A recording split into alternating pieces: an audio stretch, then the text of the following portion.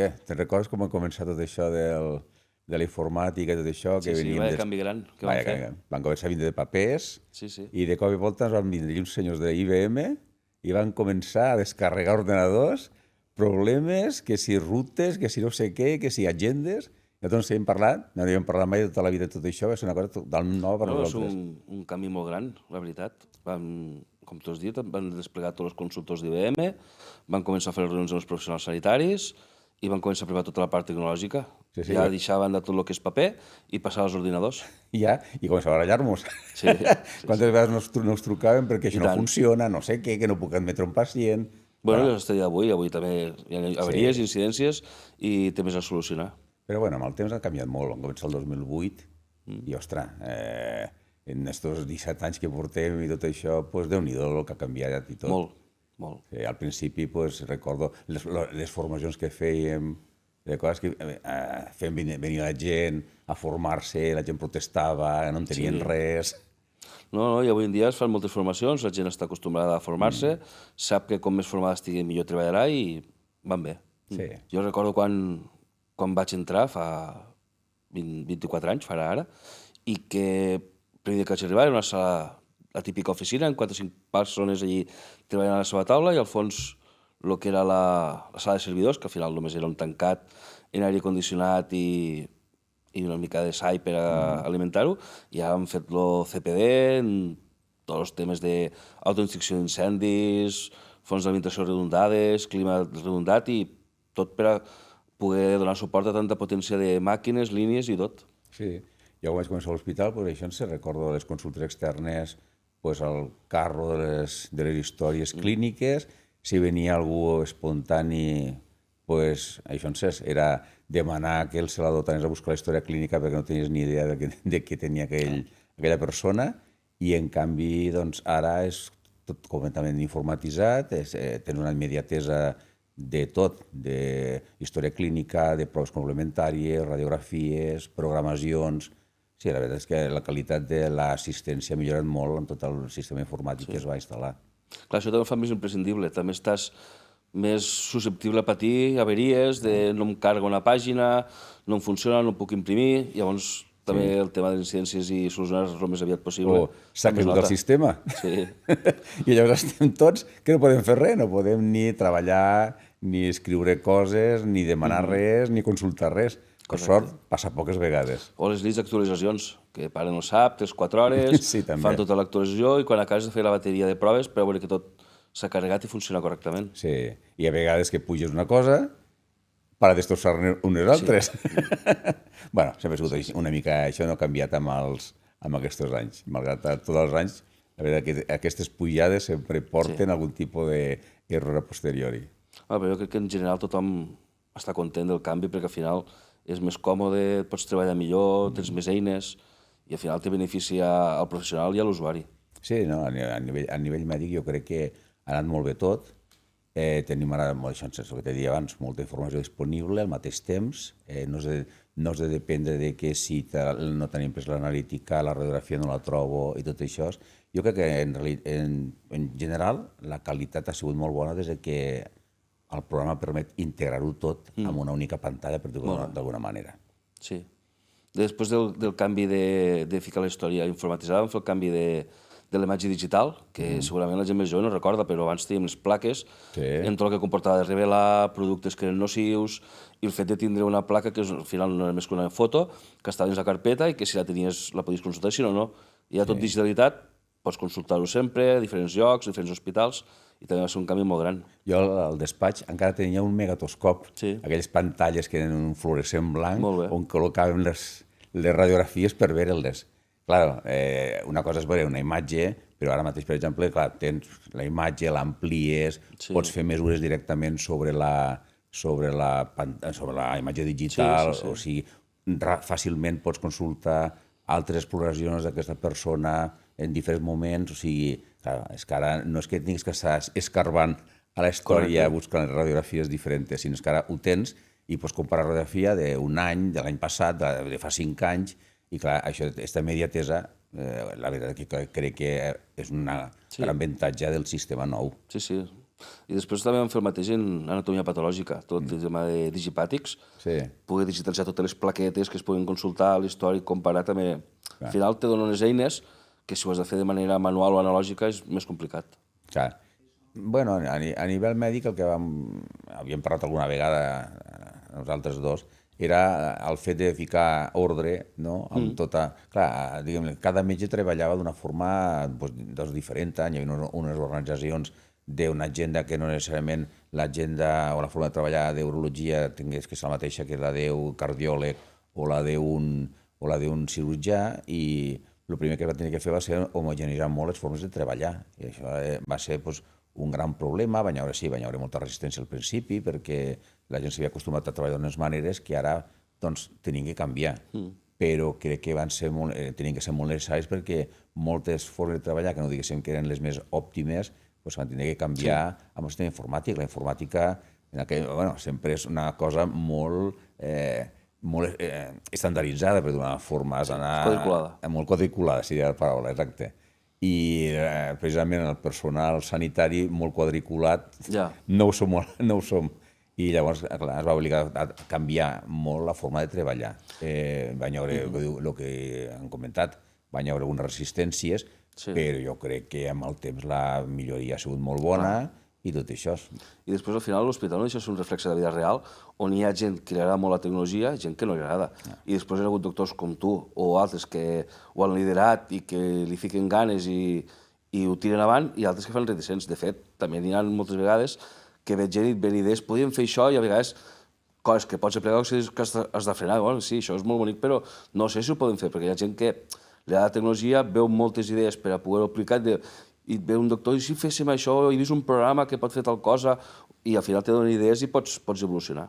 Clar, de fet sempre hem d'anar evolucionant. Igual que no ens han parat fa 25 anys enrere, no ens podem parar tampoc a partir d'ara. Hem de seguir una miqueta, continuant tal com avança la tecnologia, avançant en coses. Sí, a veure, l'usuari és el mateix. Indudablement és el mateix fa 25 anys que el que tenim ara. Potser podem dir que actualment està més empoderat i és més coneixedor també de les coses, perquè l'internet també, entre cometes, dona molta informació, però també ha fet molt de mal amb algunes coses. Però bé, a part d'això, la relació primària jo crec que ha millorat molt pel fet de que al tindre-ho tot informatitzat, la comunicació és més fàcil. O sigui, jo fins fa uns anys no podia veure les opinions o el que pensava un metge de primària d'una determinada persona, i m'havia de fiar del que em deia ella. Doncs el meu metge de capçalera m'ha dit que m'ha de fer això. En canvi, ara això no passa. Jo fàcilment puc accedir a el que seria la història clínica de primària, la història clínica nostra, el de primària també pot consultar directament la nostra història clínica. Jo crec que en aquest moment la comunicació en aquest aspecte és molt més alta. Faltaria potser polir una comunicació més directa, s'està fent amb les consultes a distància sense pacient, tant que van de primària a especialista i d'especialista a primària.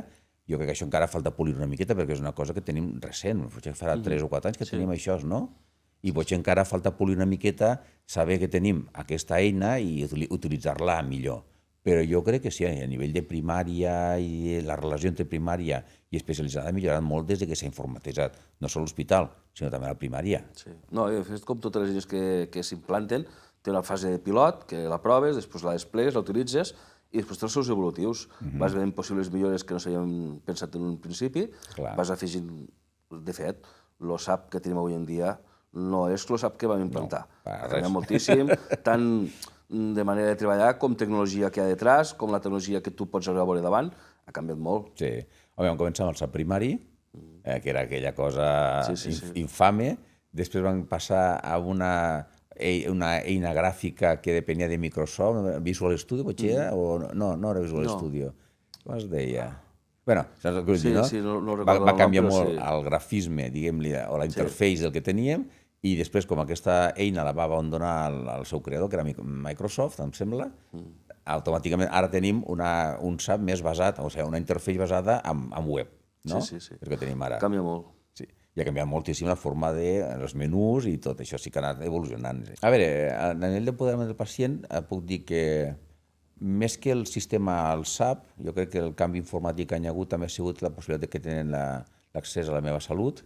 D'aquesta forma, ells són conscients de quan tenen unes proves, diguem-ne, tenen una planificació, tant de primària com la de l'hospital, al surt a la seva, en un programa informàtic que se poden descarregar al seu mòbil, tenen accés a totes les proves, o sigui, a tots els informes de tags, d'analítiques, d'informes clínics, tenen accés directe, també tenen el seu pla de medicació i també tenen, en cas d'alguns especialistes o en primària, la possibilitat de, com una missatgeria directa amb el seu metge, infermera de primària o algun especialista, si dona permís, accés als especialistes. O sigui, en aquest aspecte jo crec que l'usuari s'ha empoderat molt més. O sigui, ja les proves, pràcticament a vegades a mi em passa que em truquen perquè han vist les proves, igual jo us dic, mira, d'aquí 2 setmanes us visito, us dono hora o us trucaré per telèfon per donar-vos el resultat d'aquestes proves. I em truquen els 10 dies, no, que he vist els anàlisis, que jo què sé, tinc aquí uns anàlisis, o sigui que en principi potser en algun cas estan massa empoderats. No, i més ara el que diem de la IA, perquè igual que nosaltres sabem que l'hem d'autoritzar bé, qualsevol usuari veu que té les proves analítiques, no mira res, no pensen que aquestes dades t'aniran o per a què es faran servir, i puja l'analítica o la placa a la IA li diu ja el diagnòstic i ja està atacat o ja està tranquil, i a mi diu, doncs no em cal anar al metge, que ja he vist que estic bé, o he d'anar urgent perquè m'estic morint. Sí, a mi em passa que a vegades m'han dit això precisament, que el PDF que tenen ells de l'analítica la pugen a la IA i que els interpreta aquella analítica. I a vegades surten disbarats. Sí, clar, evidentment. I després que tampoc saps qui no se faran aquelles dades. Clar, no, exacte. És un tema que s'ha d'anar amb cuidado, s'hauria de fer tot anonimitzat, no passar aquesta informació, o en cas de passar-la, molt restringida. Sí, però en resum jo crec que sí, que en els últims anys han vist aquest empoderament en el sentit de que no han de demanar permís, com el que diu, per accedir a la seva història clínica, sinó que ells accedeixen directament a moltes coses de la seva història clínica. A veure, un determinat valor analític pot ser important o no, depèn del context del que estem parlant.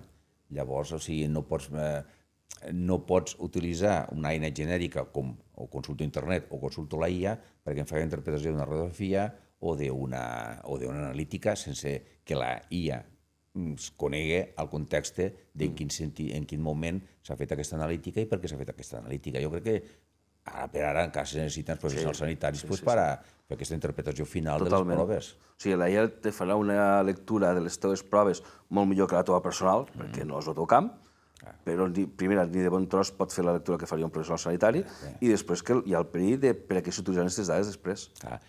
Què permet també el fet que la persona disposi de les seves proves?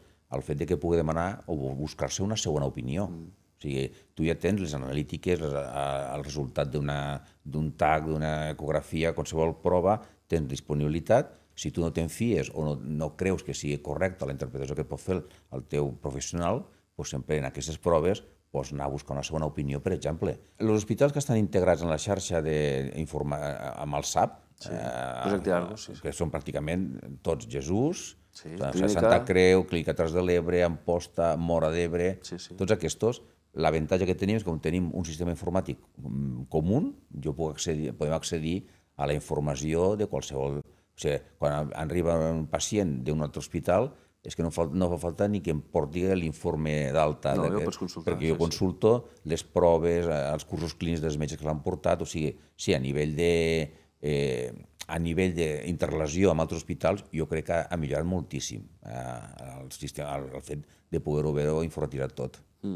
Això suposo que t'ha ajudat molt quan la pandèmia vam tindre que moure molts serveis entre hospitals, algunes coses les gestites feien a Clínica Terres de l'Ebre o coses així, doncs també el tindre informatitzat t'ajuda molt. Sí, no, i de fet moltes vegades això podem traslladar, quan traslladem un pacient d'un hospital a l'altre, ja t'he dit que ara mateix la informació és que viatja amb el pacient, no va falta fer aquells informes de 4 o 5 pàgines que moltes vegades se deixa veure la meitat de les coses. Sí, no, nosaltres, per exemple, la part d'informàtica, nosaltres al final contactem molt sempre amb informàtics que han a Móra, a Amposta, a Clínica Terres de l'Ebre, fins i tot Reus, i al final, o el Joan 23, i al final vas molt de la mà perquè veus les tecnologies que fa servir cada un, acabes unificant, acabes fent una cosa més homogènia, perquè el que ha servit un lloc el més segur és que servirà l'altre. En el SAP, per exemple, va ser dels primers hospitals, van ser bastant pioners. Sí, vam ser nosaltres el segon hospital vam fer l'arrencada. Primer va ser Can Ruti i el segon hospital va ser Tortosa. I això que parlem de la integració no sols és a nivell de Terres de l'Ebre, és que podem consultar qualsevol curs clínic o qualsevol prova feta a qualsevol hospital que estigui integrat dintre de la xarxa sanitària catalana. I si no està en el sistema informàtic nostre amb el SAP, sempre tenim una història clínica compartida de Catalunya que es permet accedir ja a les coses que publiquen cada hospital o cada primària. O sigui, jo crec que avui en dia a nivell d'informàtica jo crec que la sanitat està bastant avançada en aquest aspecte d'integració. No, si mirem Terres de l'Ebre, si mirem també el tarannà dels professionals sanitaris, com el del nostre director Jordi Baucer, som gent que ens costa poc ser pilot. Surt una eina nova que l'ofereixen, nosaltres pilot, l'aprovem. I al final això sí que tens potser més faena, però al final una cosa que potser series l'últim o t'arribaria més tard, tu ja te l'has fet, també te la fas teua, també dius, mira, jo afegiria això, i la fas més adaptada a tu. Sí, que sàpiga que això, el que hem comentat de la consulta a distància sense pacient, quan jo comento l'existència d'aquesta eina a Barcelona, al·lucinen perquè ells encara no tenen cap tipus de comunicació, van per correus electrònics i tot això. Aquí mos va molt ser pilots. Sí, i això i es nota. No, sí, tots els departamentals han canviat molt. Vull dir, els programes tant de recursos humans com de la direcció econòmica-financera, quan vam començar en uns eren molt bàsics, deixant fer 4 coses, i avui en dia són molt més complets, estan molt més interconnectats. Tot el tema del contracte del professional està lligat al seu compte de correu, està lligat a la seva llicència d'Office 365, llavors fa que tu tinguis tot el teu SharePoint, totes les eines d'Office i puguis treballar, compartir documents, fer les videoconferències, això està tot lligat al teu contracte també. Ja també per seguretat, quan tu pel que sigui canvies de centre o deixes de treballar o el que sigui, això també queda tancat. Tot el tema de Silicon, que han ficat els armaris Pixis, que al final estan guardats allí els medicaments, o has d'esperar que et puguis obrir l'armari, està protegit, i fa el medicament concret ho has de registrar, hi ha un control del medicament, qui l'ha utilitzat, per a quin usuari, i això també fa que hi hagi molta més gestió i seguretat en el tema dels medicaments. Però no, si això a nivell de material, per exemple, de material fungible, tubs, jeringues, d'això, me sembla que no està externalitzat aquest servei. Això no ho sé. No te puc dir això. Però jo sé tot el tema d'esterilització i material per a quiròfano. Si hi ha un programa, hi ha unes màquines que esterilitzen i aquest programa està també totalment integrat en el SAP i així tens un control de què està net, què no està net i tota la gestió. De fet, inclús dins del SAP, per exemple, el que tenim també és un seguiment de qualsevol pròtesi, qualsevol tornillo utilitzat, qualsevol cosa, queda registrat de tal forma que quan se dona d'alta una persona, per exemple, operada d'una pròtesi de cadera o de qualsevol cosa, allí tens un registre de tot el material que s'ha utilitzat, de tal forma que si es fa un seguiment per algun problema d'algun material, podríem, en teoria, recuperar ràpidament aquelles persones que, per exemple, han rebut aquest material. Al final, tot el seguiment del material és important. Nosaltres, a la informàtica, també l'inventari de tota la maquinària, on està, quin ús té, garanties, i després també, al llarg dels anys, quantes vegades han fet renovació d'ordinadors. Els primers Pentium, Pentium 2, Pentium 3, els d'ara, i a més això implica també el reciclatge. Tenim contractes de reciclatge en empreses que el que fem és tot el material que no es pot utilitzar va a destruir-se bé. Tenim signat que hi ha d'haver un bon ús de les dades, que es destruïsquen els discs durs, que no pugui haver una fuita d'informació, i després també alguns ordinadors que potser no són prou potents per al dia a dia de treballar, sí que els hem donat a ONGs per a que altra gent pugui fer servir durant una segona vida aquest material. La telemedicina, sí, bastant. O sigui, jo, per exemple, part de consulta la faig per teletreball. O sigui, el que faig és que, per exemple, si simplement és una consulta en la qual jo he de comunicar un resultat analític o el resultat d'una prova, no faig pujar aquesta persona a la consulta. Aquesta persona ja fa prou venint a fer-se la prova o a fer-se l'analítica, doncs moltes vegades jo per telèfon li dono resultats. Això se fa normalment en persones que són bastant estables amb el procés que tinguin. Sí crec jo que del resultat pot derivar-se un canvi amb l'actitud terapèutica o alguna cosa important a dir, i normalment a aquesta persona no li dic per telèfon les coses. Però jo crec que sí que la telemedicina va començar en l'època de la pandèmia a fer-se present i va vindre per quedar-se. No, cada més, sí. Hi ha projectes concrets com el Teleictus, que et pot ajudar a crear professionals per atendre un pacient que no tens en aquell moment i que és urgent i pots evitar un desplaçament i atendre el moment més urgent. Recordo el projecte Telecremats, que també per a poder consultar unes cremades en experts de cremades i de pell. sessions clíniques entre hospitals que es pot fer per videoconferència. Exacte, sí, això ja seria una cosa més ja dintre de l'àmbit professional, doncs sí, el que seria això, teleconferències, consultar casos clínics directament, o sigui, clar, pots consultar amb una persona que està a Bellvitge o a la Vall d'Hebron, pots consultar un cas, ell mateix té l'historial davant seu, podem estar revisant proves, o sigui, sí, això ha millorat moltíssim aquest tractament. Nosaltres hem fet algun pilot en ulleres d'estes de comunicació 3D, tipus HoloLens o MetaQuest, de poder anar a fer una atenció domiciliària i que vagi un professional i que, depèn del cas que sigui, pugui contactar en un especialista i mentre està veient el pacient també pugui veure l'altre professional i pugui veure si hi ha una piga o hi ha una cremada, una lesió i li pugui donar del que ell és expert. Sí, està força bé això. Tot el tema que qualsevol usuari que vagi a l'hospital o a un cap d'atenció primària i vegi que estan les teles i estan els quioscs contra el tiquet i després te criden d'una manera anonimitzada, que no et diuen noms i cognoms i que no té per què la persona que està al costat dir mira, este és aquell o este és el fill d'aquell. No, te crida un número, tu entres dins, això és anònim, tot això es va sortir d'aquí de Terres de l'Ebre i és una cosa que s'ha exportat a la resta de Catalunya, es fa servir a tots els hospitals i és un avanç molt gran. Sí, no, i això també ajuda, entre cometes, a la confidencialitat. Correcte. O sigui, tu ja no crides a una persona pel seu nom i cognom, com se cridava abans, sinó que simplement doncs, ara surt en la pantalla surt un número que té la persona que està esperant-se perquè al moment de l'entrada se li dona un tíquet. Sí, és un programa que ha crescut molt perquè primer deus fer això, ara pots consultar mapes, si tu vols imprimir-te un justificant, el pots imprimir, no cal fer cua. S'han ficat coses noves com tot el tema que són les proves de quiròfan o digestiu que et surt en quin estat està el teu familiar o amic, si està en preoperatori, postoperatori, i així més o menys pots anar veient com està, te pot avisar el mòbil i no cal estar pendent.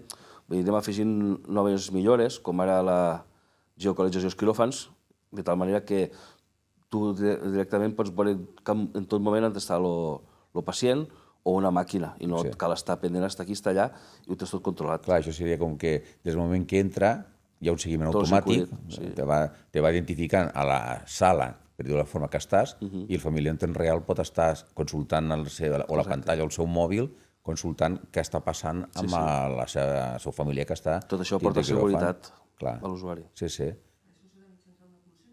Sí, és com aquells xips de les curses de muntanya que porten per a veure quan ha sortit el corredor, quan ha arribat, el recorregut que ha fet el temps. És molt similar, hi ha unes antenes inalàmbriques, el que fan és recollir en tot moment quan passa el pacient que porta una polsera al canell i el va detectant en quines zones, llavors si està preoperatori, si està a quiròfan, si ha passat a reanimació.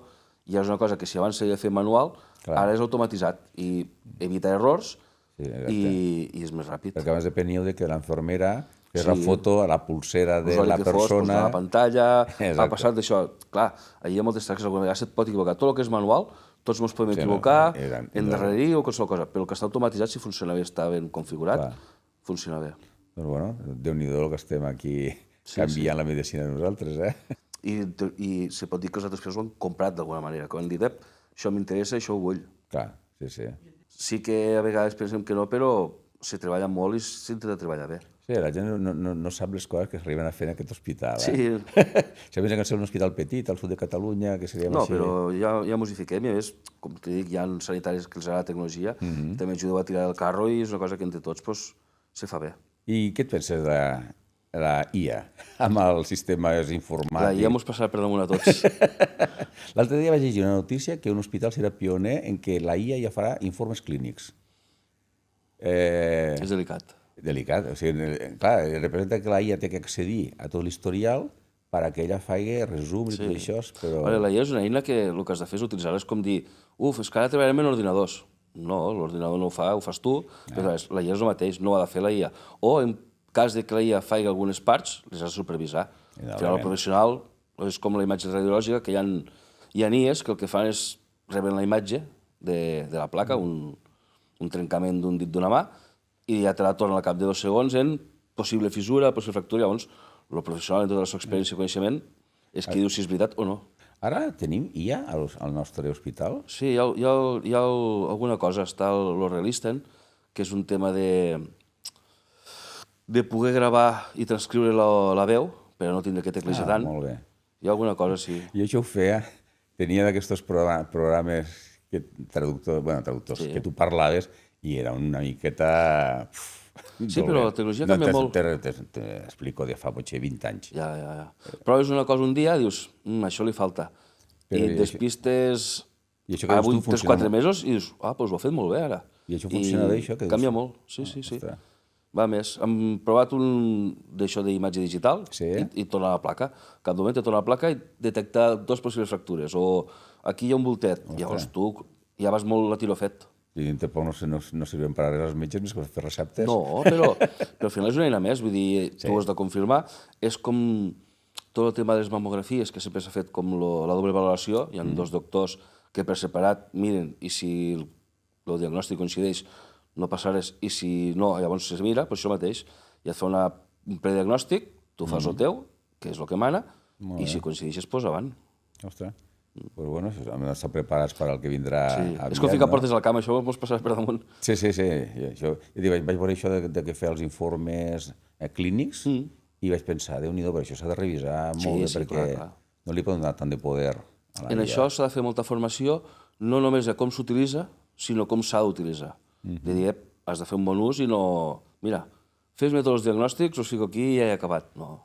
O sigui que nosaltres haurem viscut des de l'època més analògica de l'hospital fins a l'època més digitalitzada i informatitzada. Sí, perquè abans, jo recordo quan vaig entrar el 2002, que hi havia molt pocs ordinadors. Molt. Hi havia 2 o 3 per servei, i després això ha anat creixent i cada vegada més, i necessitem més. Aquí em falta un, per a les reunions, ha canviat molt. Nosaltres en teníem un sols per fer diapositives i no fèiem res més que diapositives i alguna cosa. I ara, fixa't, hi ha ordinadors per tot arreu i va arribar el Da Vinci fa poc, o sigui, tenim un sistema d'ajuda a la intervenció quirúrgica. No sé com funciona perquè no soc quirúrgic, jo soc un mèdic, llavors més o menys amb el Da Vinci quan necessites jo estem i tot això ara. Ara ja està muntat i funcionant. Jo recordo que no n'havia sentit parlar fins que vaig anar al Mobile World Congress fa un parell d'anys i el vaig veure allí i vaig dir, hosti, això és tecnologia punta, això és molt guapo. I ara el tenim muntat a l'hospital i a partir d'aquí podem fer operacions més complicades. Molt bé, perquè això com funciona més o menys? Jo pel que he vist al final tens les eines per a poder veure en més gran una cosa molt petita, com poder actuar molt concretament, i entenc que les operacions seran menys invasives i després el postoperatori ha de ser molt més fàcil. I aquí informàtica ha fet molta... Aquí poc, perquè al final és un sistema que et ve muntat, si queries donar tot el tema de xarxa, que tingui comunicacions, has d'obrir ports, has de fer que ells puguin fer-te l'assistència al control remot. O sigui, hem tingut que gestionar bàsicament el tema de les xarxes, perquè hi ha una bona comunicació entre l'empresa i l'aparell. Però l'aparell en si, clar, no hem tocat massa. Déu-n'hi-do com s'ha modernitzat l'hospital en aquests anys, Sí. Canvia molt. Indudablement s'ha guanyat molta en seguretat pel pacient també pel fet de que, diguem-li, tens tota la informació que abans possiblement alguna part de la informació no teníem i ara tenim aquesta informació. O sigui, la tenim disponible sempre. Jo crec que quant a seguretat, sí, i a més, a veure, hi ha també sistemes de control, si hi ha interaccions entre medicacions, per exemple, doncs ens pot avisar. No el sistema que tenim en aquest moment, el Silicon, però sí l'ECAP, per exemple, que és un altre sistema que solem utilitzar per fer receptes quan es dona d'alta a algú de l'hospital, i llavors aquest sistema sí que et permet fer això, veure, per exemple, si hi ha alguna interacció que pot ser, l'hauries de revisar abans d'acceptar aquell fàrmac. O sigui, jo crec que a nivell de seguretat és molt més difícil que se'ns passen proves complementàries, no sols no revisar-les, sinó no demanar-les. O sigui, jo crec que el sistema sí que en aquest punt hem guanyat bastanta seguretat. I no només en la part sanitària, sinó en la protecció de dades, que és més difícil que es perdi informació, que algú la manipule, que algú pugui accedir o pugui destruir informació sense que es detecti. Ara queda tot registrat i no es pot fer cap tipus de mal ús. Abans, per exemple, se podia d'estrangis agafar una història clínica i consultar tot l'historial d'algú. O retirar informació. Tu agafaves uns papers, els destruïes i allò no s'havia passat mai.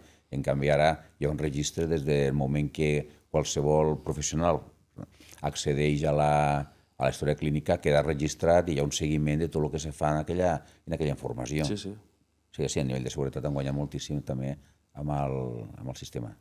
Estem fabricant ara les pròtesis en 3D. Sí, també és una cosa que ha vingut els últims anys, que hi ha gent treballant, estan fent molt bona feina, de fet, són pioners, vull dir, és un tema que s'està treballant molt bé i que fan unes guies de cara a el que són les operacions per a que el cirurgià pugui anar molt més encaminat a l'operació en les pròtesis 3D que fabriquen. I això la facilita l'operació. Sí, sí. I en quin matèria? Sí. Fan servir el plàstic que fan servir per 3D, però són les pròtesis que no és que sigui la pròtesi que es ficarà al cos de l'usuari o del pacient, sinó que si tu has d'entrar al cos d'una manera concreta, en un angle o en una zona, tu fas una pròtesi que sol ser una guia i allò t'ajuda, és com un suport perquè t'ajudi a fer l'operació. O te reprodueix l'òrgan o la part afectada del cos i així el cirurgià pot estudiar-ho abans de fer l'operació. 3D que gasto a vegades és això, són les reconstruccions 3D d'estudis radiogràfics, que van força bé per a veure... Tots els talls del TAC i això. Exacte, els talls del TAC, allà fas una reconstrucció, per exemple, d'una zona concreta que t'interessa i la veritat és que dona molta informació que fins fa uns pocs anys no teníem disponibles. Sí. Clar, tot això de generar tanta imatge, tant de vídeo, està molt bé, però clar, les imatges cada vegada són més grans, ocupen més memòria, hi ha més imatges, i això fa que hagués d'invertir més en servidors, en discs durs, en memòria RAM, i clar, tot és un tema de despesa i inversió, i a més que has de configurar-ho i gestionar-ho, que a vegades has de créixer més. I tot això ho tenim a un únic servidor o estan distribuïts per tota Catalunya? Depèn. Els sistemes d'història clínica informatitzada, com el SAP, o a l'hospital i la capa primària estan centralitzats a Barcelona, a diferents CPDs. Però després tot el que són els departamentals propis del Verge de la Cinta, el Centricity de la UCI, el Silicon de farmàcia o Digipàtics d'anatomia patològica, són servidors que estan al Verge de la Cinta, al CPD que he nombrat abans, que és la sala que tenim de servidors, i allí és on s'emmagatzema i on se gestionen totes aquestes dades. Ha hagut de créixer molt també en aquests últims anys. Sí, va passar d'una sala refrigerada petita dins d'una oficina a tota una sala. Sí. Has de tindre el sistema automàtic d'incendis per si escala foc, el detector, l'alarma d'incendis, els double size, les dues línies, tota l'electrònica de xarxa, i després que al final has d'estar 24/7 pendent en els companys de que tot funcioni i en cas que passi alguna cosa, actuar el més aviat possible. He vist que prompte comencem a treballar en drons per tema d'enviar medicaments o algunes coses entre hospitals per a poder avançar. Hi ha un tema dels drons que no deixen circular per en vols, hi ha com una zona que sí que pots, i aquí tenim un avantatge que és el riu Ebre, que pot unir fàcilment el que és, per exemple, Tortosa i Mora, o Tortosa i Amposta. En cas que hagués d'enviar alguna cosa urgent, és molt més ràpid un dron, per exemple, que un vehicle. Us haurem de fer aquí tècnics en drons, i pilots de drons. Sí. No ho sé, perquè el que tu veus a vegades i dius, ara vindrà això, el que veus més gran i més ràpid. O sigui, veus una cosa i dius, hosti, que això ara farem servir els, no sé, per exemple, en el seu dia, els CDs, els DVDs, això avancem, de cop te ve els pendrive, de cop ja és per xarxa, és cloud, i no arriba una tecnologia que creus que serà molt bona i trauràs molt profit, que en ve una de millor, més ràpida, i la substitueix. Sí, el futur de l'hospital, a saber. La pandèmia va fer molts de canvis, per exemple, va fer veure el teletreball, telereunions, telemedicina, tota la tele, o sigui que jo te dic en sèrio, jo no ficaria amb el foc per cap canvi ni a 5 anys vista. No, ens pot sorprendre el que dius tu. Vam passar de fer poques reunions presencials i moltes vegades tindre que anar al centre corporatiu de l'ICS a Barcelona a fer reunions per a canvis de qualsevol cosa, a fer moltes reunions, però totes per videoconferència. Te reuneixes, tal com acabes una reunió i estàs al lloc de treball i no perds un desplaçament de 2 hores, 1 hora o el que sigui. El Zoom, el Meet, el Teams.